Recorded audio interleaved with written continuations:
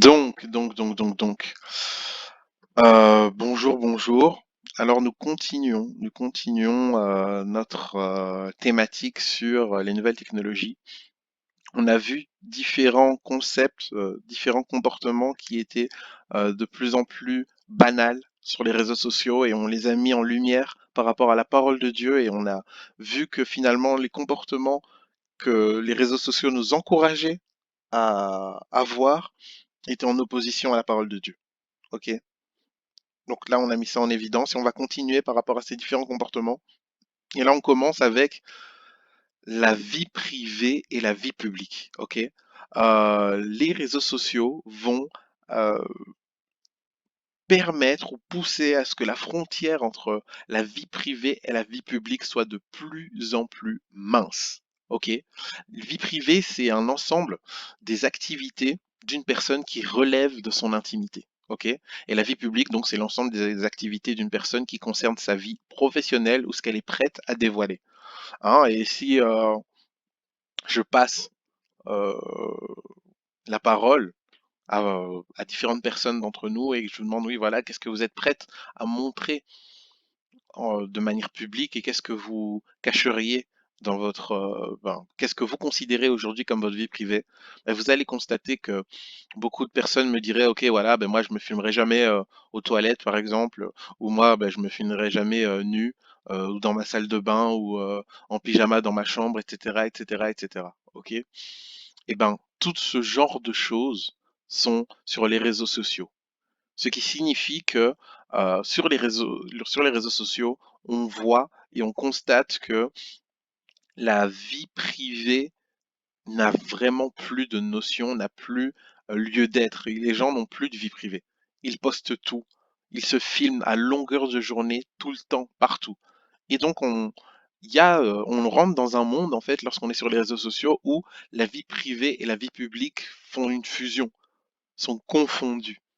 Et c'est un danger pour nous justement parce que euh, nous pouvons être impactés par ce monde qui ne fait plus de différence entre la vie privée et la vie publique. Nous, quand on se connecte sur les réseaux sociaux, on rentre dans ce monde-là et on voit en fait que cette différence n'existe plus. Et comment nous-mêmes nous positionnons par rapport à ça. Ok. Est-ce que mon corps fait partie du domaine public? C'est une question à se poser. C'est une question à se poser. Et en posant cette question, beaucoup de personnes vont dire oui, voilà, mais mon corps, il m'appartient, je fais ce que je veux, etc. Si j'ai envie de m'habiller comme ça, je fais ce que je veux. Si j'ai envie de faire ceci, je fais ce que je veux. Ça, c'est un raisonnement purement charnel. Mais qu'est-ce que nous dit la parole de Dieu? Dans 1 Corinthiens 6, 19 à 20, on nous dit, ne le savez-vous pas? Votre corps est le temple du Saint-Esprit qui est en vous, que vous avez reçu de Dieu. Vous ne vous appartenez pas à vous-même, car vous avez été racheté à un grand prix. Rendez donc gloire à Dieu dans votre corps et dans votre esprit qui appartiennent à Dieu. Ok? Donc là, ça, on annule directement l'argument, ouais, c'est mon corps, je fais ce que je veux. Non, tu es gestionnaire de ton corps, tu t'es pas créé toi-même, c'est pas toi qui as décidé de venir sur Terre, tu es venu sur Terre par décision divine dans un but, et ta responsabilité à toi, c'est de gérer ce corps afin d'atteindre, le but que Dieu a fixé pour ta vie. Ok? Tu es un gestionnaire de ta vie, mais tu n'es pas le propriétaire de ton corps ni de ton esprit. Ok? C'est vraiment très important. Alors pour toutes les personnes qui ont tendance à dévoiler ou à se dénuder sur les réseaux sociaux, faites vraiment extrêmement attention. Faites vraiment attention. Alors, il faut que vous constatiez que sur les réseaux sociaux, en fait, vous êtes un personnage public. Ok?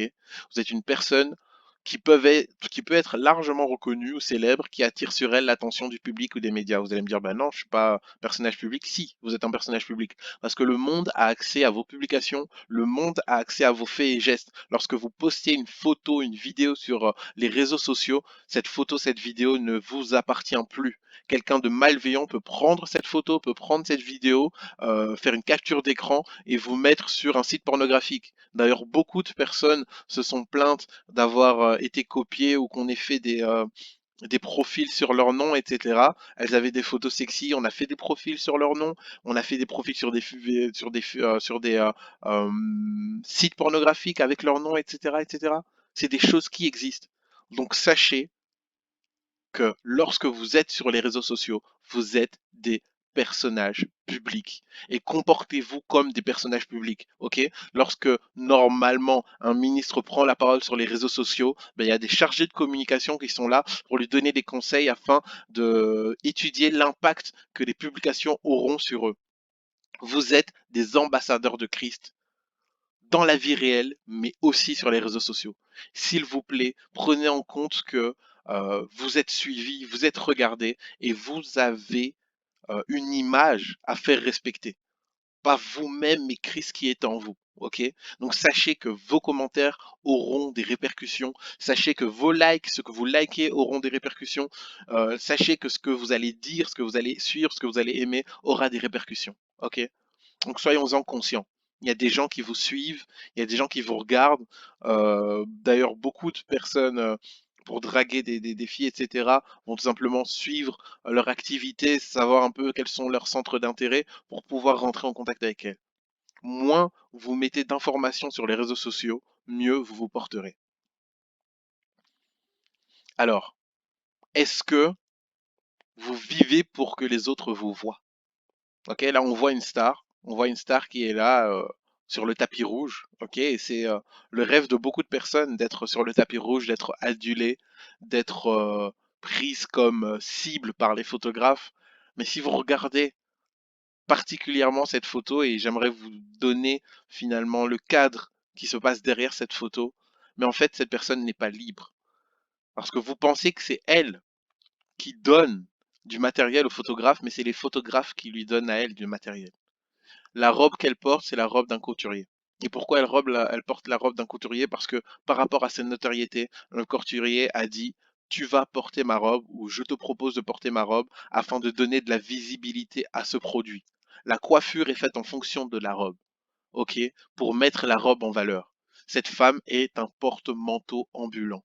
Lorsque les photographes s'adressent à elle, lui disent mets-toi de cette position, encore reste un peu, ça, fais ceci, souris, etc. Pourquoi? Pour avoir des clichés qu'ils pourront utiliser afin de les vendre et gagner de l'argent. Cette personne est utilisée par un système. Et malheureusement, on ne dit pas suffisamment aux gens que l'envers du décor. Que ces personnes sont poursuivies, n'ont pas de vie privée, lorsqu'elles veulent tout simplement être en dehors des caméras, elles sont poursuivies par des paparazzis, etc. On ne parle pas de cet envers du décor-là, hein, mais elles vous font croire que c'est une vie de rêve, etc. Ce qu'elles vivent, ou ils vous font croire que c'est une vie de rêve, mais beaucoup de stars tombent dans la dépression, sont sous stupéfiants pour survivre à une vie où ils sont toujours tourmentés. Ils ne peuvent pas être libres. Vous voyez? Ils sont obligés de se déguiser pour pouvoir marcher dans la rue calmement. Est-ce que vous voulez vivre pour que les autres vous voient? Telle est la question. Alors, un autre comportement intéressant à souligner, c'est le voyeurisme. Le voyeurisme consiste à regarder en se tenant caché certaines scènes, parfois érotiques. Ce terme est également utilisé pour évoquer une curiosité malsaine. Euh, Sur les réseaux sociaux, ce type de comportement est en train d'exploser. Pourquoi? En fait, parce que le réseau social pousse à faire du voyeurisme ou à avoir un comportement de voyeur. Ok, vous allez sur un profil, vous voyez que la photo de profil vous intéresse, vous cliquez dessus et vous commencez à chercher dans le profil ce qui vous intéresse finalement, les clichés qui vont pouvoir nourrir votre curiosité. C'est une curiosité malsaine, ok? Lorsque vous voyez sur cette photo, la personne se cache, elle est là, elle regarde dehors ou quoi au caisse, ben, sur les réseaux sociaux, vous êtes caché par l'écran de votre ordinateur, vous avez donc un sentiment d'impunité et vous allez commencer à scroller, à regarder les photos des personnes qui vous intéressent, vous allez commencer à analyser leur vie, etc. En anglais, on appelle ça du stalking. Ok, parce que beaucoup de personnes ne connaissent pas le terme voyeurisme, stalking. Commencez à chercher, à regarder, à scruter, à tout simplement vous nourrir votre curiosité. Et c'est quelque chose qui devient de plus en plus commun, mais c'est à souligner. Est-ce que c'est un comportement que nous devrions avoir? Ce voyeurisme va pousser les gens dans une distanciation sociale. Pourquoi? Parce que je vois tout ce que la personne vit. Je vois, je sais ce que la personne vit, j'ai pas besoin d'être en contact avec la personne. Elle a posté une photo, nana, elle était là-bas. Elle a posté une autre photo, elle était là-bas. Ok, ben elle va bien. Vous voyez? Et donc les réseaux sociaux qui sont censés permettre aux personnes d'être mieux connectées, d'être plus proches les uns des autres, poussent les gens à être de plus en plus éloignés, à avoir des relations superficielles basées sur des pixels interposés. Je ne prends plus la peine de converser avec mes amis, d'avoir des conversations profondes, de savoir exactement comment ils vont. Je me base pour une photo sur une photo photoshopée. Ah ouais, elle était fraîche la photo, donc la personne va bien. Et derrière ces photos qui sont photoshopées, qui sont filtrées, des personnes souffrent, des personnes sont seules, des personnes sont malheureuses. Qu'est-ce que nous dit la Bible par rapport à tout cela? Dans Psaume 101, verset 3, on nous dit, je ne mettrai rien de mauvais devant mes yeux. Je déteste la conduite des pécheurs, elle n'aura aucune prise sur moi. Ici, j'aimerais souligner le fait que lorsque vous êtes en contact de choses, visuellement, ça aura un impact sur vous. Ok, on peut mettre ça en lien avec l'accommodation. Vous êtes dans un environnement, si vous voyez des choses mauvaises, ben, ça va vous impacter. Ok, ça va toucher votre manière de réfléchir, ça va vous pousser à poser des comportements. Et David avait cette science lorsqu'il écrit ça, c'est qu'il disait qu'il ne voulait rien mettre de mauvais devant ses yeux afin que ça n'ait aucune emprise sur lui. Donc il était conscient qu'il y avait un lien direct entre le fait de regarder quelque chose de mauvais et l'influence que cette chose-là pouvait avoir sur lui. Ok? Dans Matthieu 5, 28, on nous dit, mais moi je vous dis, tout homme qui regarde une femme pour la convoiter a déjà commis un adultère avec elle dans son cœur. Beaucoup de frères sont là et ils regardent sur Instagram des photos de filles où on voit leurs fesses en évidence, etc., etc., etc. C'est devenu même quelque chose de normal alors que vous êtes en train de nourrir quelque chose en vous. Hein, et vous allez en arriver même à influencer vos propres goûts, de sorte que vous rechercherez maintenant pour votre vie et la femme de votre vie des copies conformes des images que vous avez vues, qui sont elles-mêmes photoshopées. Faites extrêmement attention. Ne mettez rien de mauvais devant vos yeux. Ça va vous influencer. La Bible nous appelle à l'autodiscipline et à la rigueur. L'exhibitionnisme. L'exhibitionnisme, alors, c'est la complaisance à montrer des comportements généralement considérés comme intimes ou secrets. On a vu tout à l'heure qu'il y avait la frontière entre vie privée et vie publique devenait de plus en plus fine sur les réseaux sociaux, ok? De sorte que les gens montrent des comportements qui normalement étaient intimes et ils les montrent maintenant de manière publique, ok?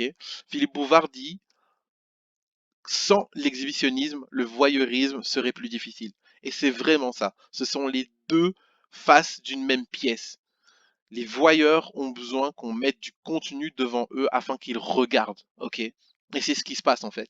Les personnes exhibitionnistes ont besoin d'être regardées, alors elles vont poster du contenu. Ok, elles vont poster leur intimité sur les réseaux sociaux. Ok, on fait des photos où on se retrouve avec son mari ou avec son copain dans un lit et on est à moitié nu. Ok, on voit qu'on a encore la couette juste sur notre torse, ce qui présage ou ce qui montre qu'on est finalement à moitié nu. Et quel message on envoie aux gens? Quel message on envoie aux gens? Je viens d'avoir une relation sexuelle, je suis heureux. Enfin, qu'est-ce que c'est ça? Ceci est de l'exhibitionnisme. Hein, des personnes qui se filment en train de faire du sport dans des tenues légères, des personnes qui se filment dans leur chambre en nuisette, etc. De l'exhibitionnisme. Ok? Et la Bible nous met en garde par rapport à ça. Faisons attention. Tous les comportements qui sont sur les réseaux sociaux ne sont pas en adéquation, ne correspondent pas à notre profession de foi, à notre chrétienté. Qu'est-ce que la Bible nous dit de tout cela? Alors, pour les personnes qui diront oui, voilà, de toute façon, Dieu regarde au cœur et il n'en a pas grand-chose à faire de la manière dont je suis habillé, etc. Il s'en fout de ça, c'est pas le plus important pour lui. Ok? Dans Exode 28, au verset 42, on nous dit fais-leur des caleçons en lin pour couvrir leur nudité, ils iront des reins aux cuisses. Je vous donne en fait le contexte de ce verset, c'était les sacrificateurs. Et en fait, là, Dieu donnait toutes sortes de directives pour les sacrificateurs. Il donnait l'habit des sacrificateurs, comment ils devaient être faits, etc., etc. Et dans ce passage, en fait, il parlait du fait que les sacrificateurs devaient monter les escaliers afin d'apporter les sacrifices, ok? Et donc leurs robes, elles étaient longues, etc. Mais en montant les escaliers, ben, les personnes, le peuple allait être en contrebas et eux allaient être forcément en haut. Et Dieu a demandé qu'on rajoute dans justement cette tenue des caleçons en lin qui iront des reins jusqu'aux cuisses afin de couvrir leur nudité lorsqu'ils seront en train de marcher les escaliers. Ok? Donc pour les personnes qui pensent que la nudité, Dieu en a rien à cirer, c'est faux. Si Dieu, en donnant les directives, va aller jusqu'au détail de ne permettre, enfin de couvrir la nudité de ses sacrificateurs lorsqu'ils monteront les escaliers, ça veut dire que Dieu fait cas de la nudité. Ok? Et si vous ne comprenez, là donc dans ce verset, on comprend que Dieu fait cas de votre nudité. Dieu veut la couvrir, Dieu veut la préserver pour que vous ne deveniez pas une occasion de chute pour les gens. Ok? Et là, en fait, dans le passage de 2 Samuel 11:2, le roi David a été sujet à un contact visuel qui l'a bouleversé. Ok. Un soir, David se leva de son lit. Comme il se promenait sur le toit du palais, il aperçut de là une femme qui se baignait et qui était très belle. Et si vous connaissez l'histoire de ce passage, c'était Bathsheba en fait, et il a vu donc une femme, Bathsheba, en train de se laver. Elle était nue, il l'a vue, il l'a convoitée. Ça a nourri en lui un désir qui l'a amené à une pulsion forte. Il a demandé que cette femme soit amenée chez lui. Il a couché avec elle et finalement, qu'est-ce que cette convoitise l'a amené à faire? Cette convoitise l'a amené à tuer le mari de cette femme, qui était Uri, un de ses propres soldats. Ok? Donc ne pensez pas que la nudité n'a pas de conséquences. Ok? Mes frères, vous mettez des photos de vous torse nu ou dans des tenues légères, etc., vous pouvez être une occasion de chute pour ces filles qui vont vous regarder. Elles risquent d'avoir des pensées bizarres dans leur tête, elles risquent d'être tenues dans le péché à cause de votre légèreté. Pareil pour les sœurs, vous mettez des photos de vous qui sont problématiques, hein, dénudées, etc., vous risquez d'amener vos frères dans le péché. Ok? Et parce que le Saint-Esprit est le maître de toutes choses, parce qu'il est Dieu, et parce que lorsqu'il vous donne des directives, lorsqu'il a inspiré la Bible, il pense à vous et il pense aussi aux gens qui vous entourent. Dieu nous donne des directives afin que nous puissions être sages et ne pas être des pierres d'achoppement pour les gens qui nous entourent, ne pas être des occasions de chute. Ma sœur, je ne vais pas te dire comment t'habiller. Mon frère, je ne vais pas te dire comment t'habiller. Mais s'il te plaît, consulte le Saint-Esprit qui te conduira à t'habiller d'une bonne manière, ok? Afin que tu ne sois pas utilisé par l'ennemi pour faire tomber les autres. Aime ton prochain comme toi-même. Est-ce que tu voudrais que quelqu'un soit utilisé pour te faire chuter? Non. Alors toi, ne permets pas à ce que l'ennemi te tende un piège par tout simplement la légèreté ou la superficialité. Ne permets pas qu'il te tende un piège afin qu'il t'utilise comme une arme contre tes frères. Soyons vraiment conscients des choses. L'égocentrisme. Alors l'égocentrisme est caractérisé par une tendance à ramener tout à soi. Les égocentriques se focalisent principalement sur leurs propres intérêts, considèrent leur opinion comme la plus importante et se voient comme la personne à suivre et à admirer. J'aimerais souligner à suivre et à admirer, ok? Sur les réseaux sociaux, il y a une guerre du follower, il y a une guerre d'avoir le buzz, d'être admiré. Ok? Et tout ceci, ce sont des comportements égocentriques. Les réseaux sociaux accentuent l'égocentrisme des gens. Ok? Mes chers frères, mes chères sœurs, ne cherchez pas à être suivis, ne cherchez pas à être admirés. Ce sont des pièges de l'ennemi. Faisons extrêmement attention. Qu'est-ce que nous dit la Bible dans tout cela? La Bible nous dit dans Ézéchiel 28, 17, ton cœur s'est enorgueilli à cause de ta beauté, ok, ta sagesse, à cause de ta splendeur. Je te jette par terre, je te livre en spectacle au roi. Là, en fait, on parle du diable. On parle du diable, ok? Et le diable a chuté à cause de sa beauté, à cause de sa grandeur. Il a chuté à cause de ça. L'orgueil précède la chute. faites extrêmement attention. L'égocentrisme, tout ce genre de choses vont nourrir votre orgueil et ça va précéder une chute inéluctable. Romains 12.3 nous dit, par la grâce qui m'a été donnée, je dis à chacun de vous de ne pas avoir une trop haute opinion de lui-même, mais de garder des sentiments modestes, chacun selon la mesure de la foi que Dieu lui a donnée. Soyons modestes, soyons humbles. Ne cherchons pas la gloire, mes frères et sœurs. Faisons extrêmement attention. Proverbe 27.2 me dit que ce soit un autre qui fasse ton éloge et non ta bouche, un étranger et non tes lèvres, ok? Ne soyez pas ce genre de personne qui se jette des fleurs. Ouais, je suis trop belle, ouais, je suis trop ceci, oui, je suis trop beau, je suis trop intelligent, je suis trop fort. Attention, que ce soit un autre qui fasse votre éloge, mais pas vous-même. Parce que lorsque vous faites votre éloge, vous êtes en train de marcher dans l'orgueil, ok? Soyez humble, n'ayez pas une trop haute opinion de vous-même. Voilà pour cette partie. On se rejoint pour la partie suivante où on va continuer de justement aborder tout ce genre de choses et on ira de plus en plus profondément sur le fonctionnement du cerveau et sur comment exactement les réseaux sociaux fonctionnent. Bye bye!